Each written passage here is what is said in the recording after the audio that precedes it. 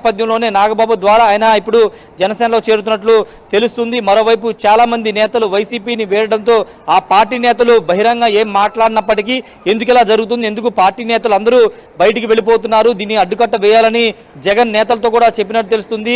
వాళ్ళకున్న సమస్యలు ఏంటి అవన్నింటి కూడా మాట్లాడాలని జిల్లా పార్టీ అధ్యక్షులతో కూడా చెప్పినట్టు తెలుస్తుంది. ఏదేమన్నప్పటికీ ప్రస్తుతం వైసీపీకి వర్ష షాక్లు అయితే తగ్గుతున్నాయి. ఉమ్మడి కృష్ణా జిల్లాలో కీలక నేతగా ఉన్నటువంటి సామినేని ఉదయ్ భాను కూడా ప్రస్తుతం జనసేనలో జాయిన్ అవబోతున్న నేపథ్యంలో ఇప్పుడు ఉమ్మడి కృష్ణా జిల్లాలో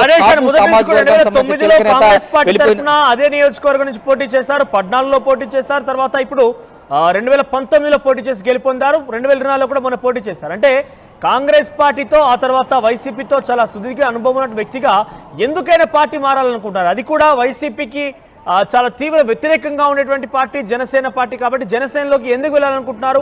పార్టీలో అంతర్గత కలహాలు ఉన్నాయేమైనా, లేదంటే ఇక అధికార